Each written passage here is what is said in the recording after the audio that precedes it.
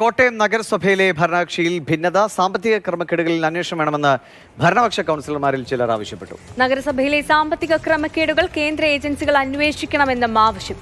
ഷിനോജ് എസ്.ടി നൽകും കൂടുതൽ വിവരങ്ങൾ. ഷിനോജ്, വിശദാംശങ്ങൾ. സന്ധ്യ, ഈ സാമ്പത്തിക ക്രമക്കേടുകൾക്കും വിവാദങ്ങൾക്കുമിടയിലാണ് കോട്ടയം നഗരസഭയിൽ ഇന്നൊരു അടിയന്തരമായ കൗൺസിൽ യോഗം ചേർന്നത്. പ്രത്യേകിച്ച് 211 കോടി രൂപയുടെ ഈ സാമ്പത്തിക ക്രമക്കേട് അത്തരത്തിലുള്ള വാർത്തകളൊക്കെ പുറത്തു വന്നതിന് ശേഷം ആദ്യമായാണ് ഇത്തരത്തിൽ കോട്ടയം നഗരസഭയിൽ ഇന്ന് ഈ യോഗം ചേർന്നത്. സ്വാഭാവികമായും ഇത്തരം വിഷയങ്ങൾ തന്നെയായിരുന്നു ഈ കൗൺസിൽ യോഗത്തിൽ പ്രധാനമായി ഉന്നയിച്ചത്.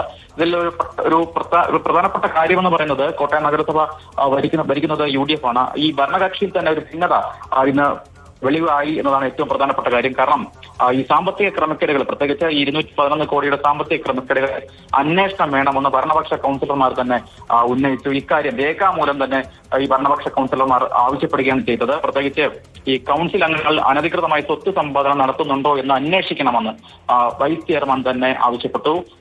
ചെയർപേഴ്സണ് വൈസ് ചെയർമാൻ ഇത് സംബന്ധിച്ച കത്ത് നൽകി. ഇതുമായി ബന്ധപ്പെട്ട് EDO, CBIO ഈ വിഷയത്തിൽ അന്വേഷണം നടത്തണമെന്ന് ആവശ്യപ്പെട്ടുകൊണ്ടാണ് ഈ വിഷയത്തിൽ ഇപ്പോൾ വൈസ് ചെയർമാൻ രേഖാമൂലം കത്ത് ചെയർപേഴ്സണ് നൽകിയിരിക്കുന്നത്. എന്തായാലും പ്രതിപക്ഷത്തുള്ള കൗൺസിലർമാരും സമാനമായി നമുക്ക് ആവശ്യം ഉന്നയിച്ചിട്ടുണ്ട്. പക്ഷേ ഭരണപക്ഷത്തു നിന്നുള്ള ഒരു കൗൺസിലർ ഇത്തരത്തിലുള്ള ഒരു രേഖാമൂലം നടപടിയുമായി മുന്നോട്ട് പോയിരിക്കുന്നു. എന്തായാലും കോട്ടയം നഗരസഭയിലെ ഭരണകക്ഷിയിൽ തന്നെ ഒരു ഭിന്നത ഇപ്പോൾ വെളിവായിരിക്കുകയാണ്.